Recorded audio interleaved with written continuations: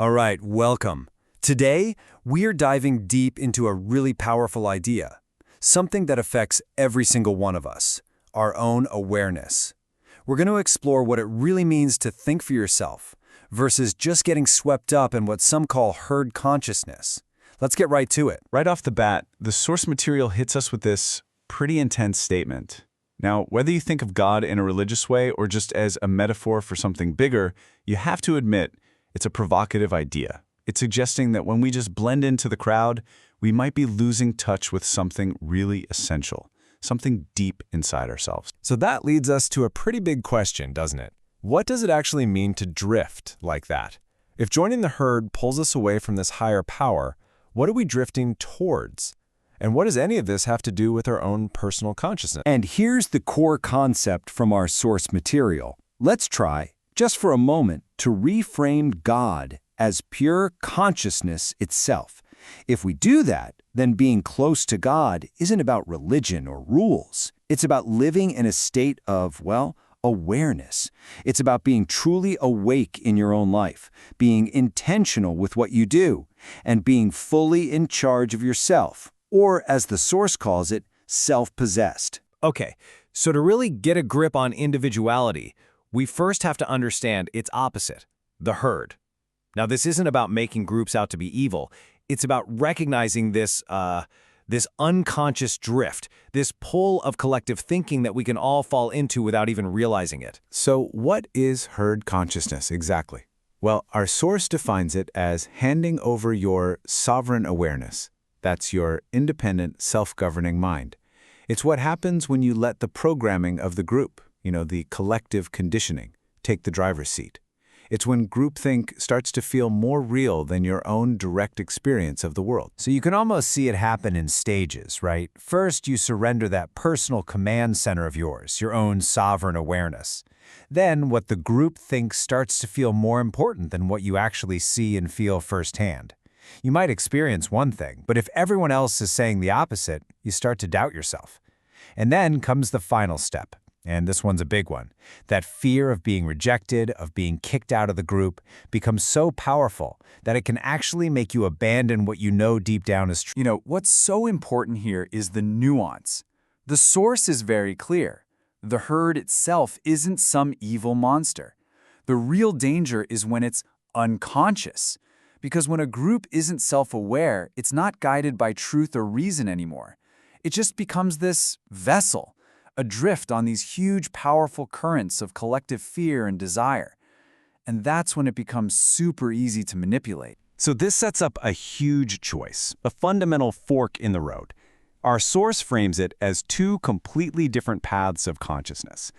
Think about it like tuning an old radio. Are you tuning into the chaotic, staticky, man-made noise? Or are you trying to find that clear, clean, what it calls divine signal? This comparison here just lays it out so clearly. On the one hand, herd consciousness is totally reactive. It just responds to things. But your own true awareness, God consciousness, is coherent. It's deliberate. The herd runs on fear. Your own thoughts, they're self-originating. They come from you. And this is the key. This is why the herd is so easily manipulated, while your true self is rooted in truth. And here's the bottom line. When we start identifying more with the herd story than with our own direct awareness, we are, in a very real sense, outsourcing our own power. We're handing over our divinity, that unique spark of consciousness that is you, to outside systems. And, as the source points out, these systems often actually profit from keeping us disconnected and asleep. Okay, I know this can all sound a little overwhelming, but here's the good news. The source doesn't just diagnose the problem, it gives us a solution. This next part is all about the how.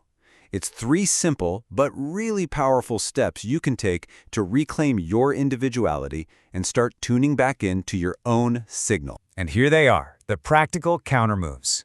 A daily self-check, pausing before you agree, and seeking stillness. Let's break down what each of these really means. Step 1 is all about building a new habit, a daily moment of reflection. It's so simple. Just take a second and ask yourself, hey, this thought I'm having, or this thing I'm about to do, is it really mine? Is this belief something I chose, or is it just something I picked up from family or friends or the internet without ever really questioning it? Step 2. Oh man, this one is a game changer in our world today. It's the sacred pause. When you see that popular opinion, that thing everyone's talking about, don't just reflexively jump in. Stop, just for a second. Create a little bit of space between all that outside noise and your inside response. You've got to remember, a lot of people shouting something doesn't make it true, and it definitely doesn't mean it's your truth. And finally, step 3 brings it all home. Seek stillness. Look, if herd consciousness is just constant loud noise, then individual awareness can only be found in the quiet. This is about intentionally stepping away from the endless chatter, turning down the volume of mass opinion, so you can finally hear that quiet, clear signal coming from inside you. I mean, the source just puts it right there. So simple. It's in the silence that the real signal gets through. Let's just let that sink in for a second. And so we end with this question, a challenge, really, for every single one of us. Take a good, honest look at your life, your beliefs, your daily habits. Are they the result of conscious choices that you made? Or are they maybe a collective echo, a vibration from a herd you didn't even know you were a part of? The answer, it seems, is waiting for you in the stillness. Thanks for joining me.